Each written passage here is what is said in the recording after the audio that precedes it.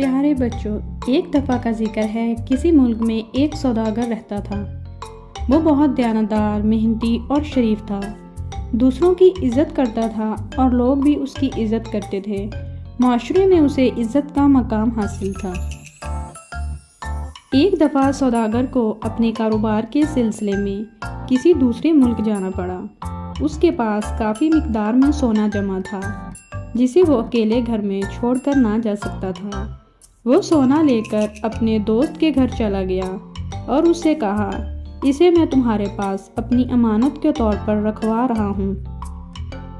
سوداگر کے دوست نے سوداگر کو پوری طرح یقین دلایا کہ وہ اطمینان سے اپنے بیرونی سفر پر روانہ ہو، واپس آنے پر اپنی امانت لے لے۔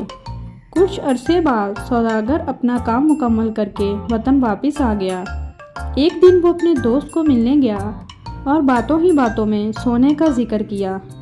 دوست سونے کے ذکر پر افسردہ ہو گیا اور بڑے دکھ بھرے لہجے میں کہنے لگا، مجھے افسوس ہے کہ آپ کا سونا چوہے کھا گئے ہیں، اس لیے میں آپ کی امانت واپس نہیں کر سکتا۔ سوداگر نے اپنے دوست کی عجیب و غریب بات سنی تو حیران رہ گیا اور سمجھ گیا کہ اس کے دوست کی نیت میں فتور آ چکا ہے اور وہ کسی نہ کسی بہانے اس کا سونا ہضم کرنا چاہتا ہے۔ اس وقت وہ خاموش رہا اور اپنے گھر واپس آ گیا۔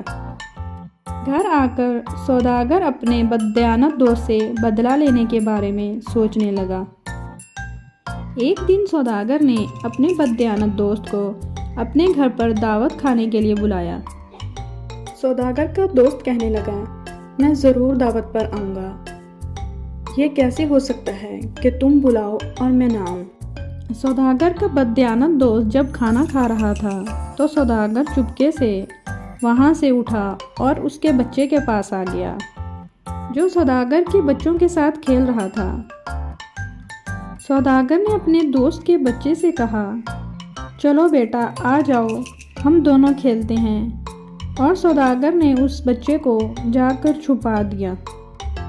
تھوڑی دیر بعد بددیانت دوست کو اپنے بچے کی فکر لاحق ہوئی تو سوداگر سے بچے کے بارے میں دریافت کرنے لگا۔ سوداگر کہنے لگا، ابھی میں نے باہر دیکھا ہے کہ تمہارے بچے کو ایک چیل اٹھا کر لے جا رہی تھی۔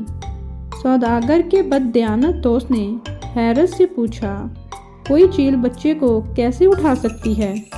سوداگر نے بھی اسی کے لہجے میں جواب دیا کہ جس شہر میں چوہے سونا کھا سکتے ہیں وہاں چیلیں بھی بچوں کو اٹھا کر لے جا سکتی ہیں۔ سوداگر کا دوست یہ سن کر بہت شرمندہ ہوا۔ وہ سمجھ گیا کہ سوداگر نے اپنے سونے کا بدلہ لیا ہے۔ اس نے اقرار کر لیا کہ اس کا سونا اس کے پاس محفوظ ہے، جب چاہے وہ لے جا سکتا ہے۔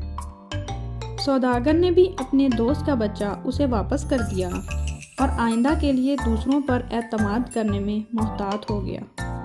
پیارے بچوں، اس کہانی سے ہمیں یہ سبق ملتا ہے کہ جیسا کرو گے ویسا بھرو گے۔